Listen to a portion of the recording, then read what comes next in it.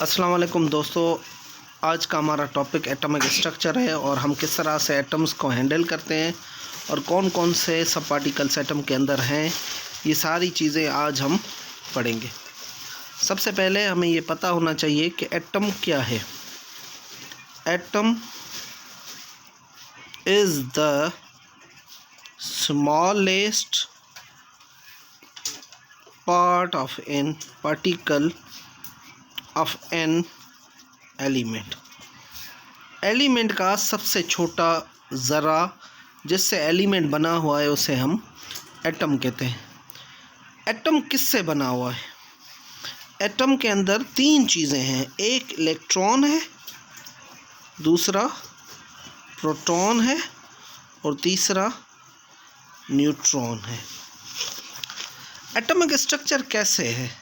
Atomic structure देखें कैसे बना हुआ है। एटम स्ट्रक्चर, इसके अंदर एटम के अंदर एक न्यूक्लियस है, उस न्यूक्लियस के गिर्द बहुत सारे शेल्स हैं। इन शेल के अंदर इलेक्ट्रॉन और प्रोटॉन होते हैं। अगर हम बात करें तो न्यूट्रॉन, प्रोटॉन और न्यूट्रॉन न्यूक्लियस के अंदर होते हैं। This is the nucleus, nucleus के अंदर। और ये न्यूट्रॉन, और इस तरफ अगर हम देखें तो ये प्रोटॉन यहाँ पर है। ठीक है। अच्छा, अब हम बात करें, दीज आर दी ऑर्बिट्स,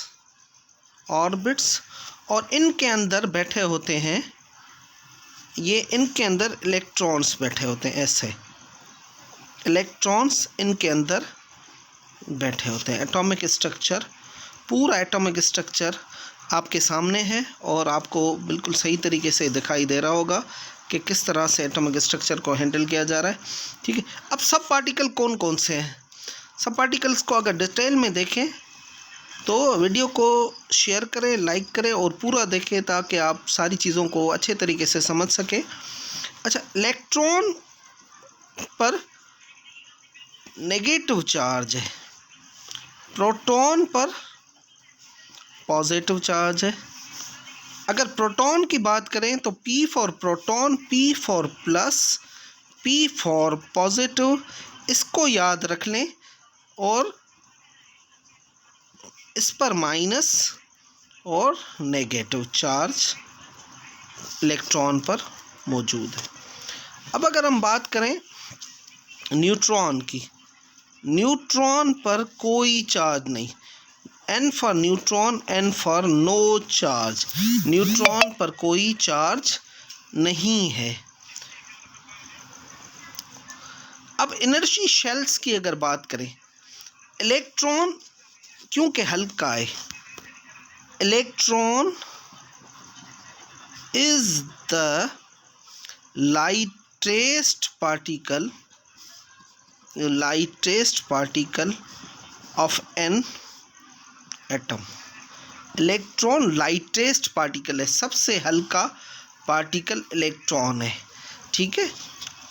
और ये इन शेल्स के में, अगर हम इन शेल्स की बात करें तो इन शेल्स के अंदर घूमता है।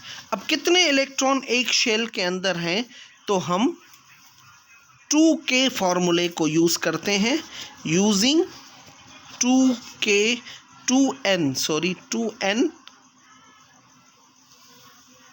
2n स्क्वायर फार्मूला को इस्तेमाल करते हैं।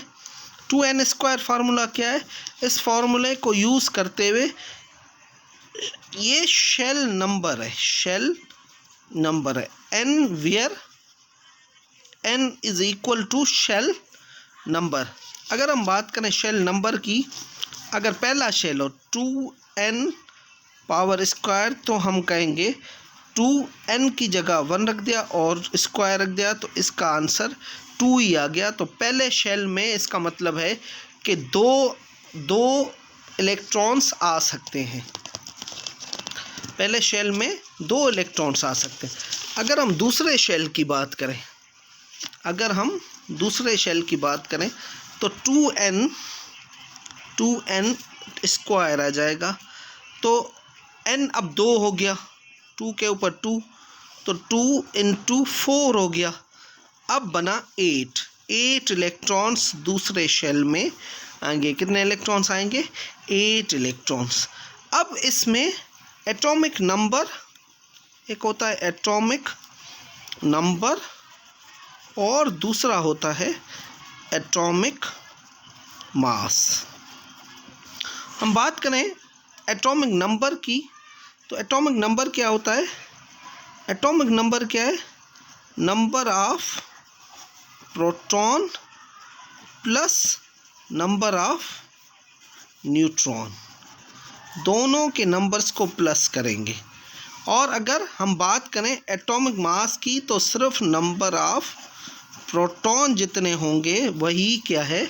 एटॉमिक नंबर है। अब इसका फॉर्मूला कैसे लिखेंगे? एटॉमिक नंबर को A से लिखा जाता है और एटॉमिक मास को Z से लिखा जाता है। अगर हम कहें A is equal to N plus Z, number of neutron को N से शो किया जाता है, तो ये गलत नहीं होगा। अब हम अगर बात करें सोडियम की, Na की, सोडियम की अगर बात करें Na, जिसका एटॉमिक नंबर क्या है? 23 है, एटॉमिक नंबर 11 है और एटॉमिक मास 23 है। अब इसमें नंबर ऑफ प्रोटॉन कितने हैं? 11। नंबर ऑफ प्रोटॉन 11 है, नंबर ऑफ न्यूट्रॉन 12 है और नंबर ऑफ प्रोटॉन 11 है। तो इस तरह से ये हो गया 23। अब नंबर ऑफ न्यूट्रॉन को मालूम करने का फॉर्मूला क्या है? नंबर ऑफ न्यूट्रॉन अगर निकालने हो तो n is equal to A minus Z। अब पीरियोडिक टेबल के अंदर हमारे पास A भी रखा हुआ है और N भी रखा हुआ है। N इज इक्वल टू, अगर हम बात करें तो 23 में से अगर 11 निकाल दे तो क्या बनेगा? N इज इक्वल टू 12 हो गया, नंबर ऑफ न्यूट्रॉन 12 हो गए। अब हम अगर देखें कि आयंस किस तरह से बनते, अब हम अगर क्लोरीन की बात करें, Cl, क्लोरीन की अगर बात करें तो क्लोरीन का एटॉमिक नंबर 17 है। अब हम शेल्स की अगर बात करें तो NaCl, अगर हम सपोज करें NaCl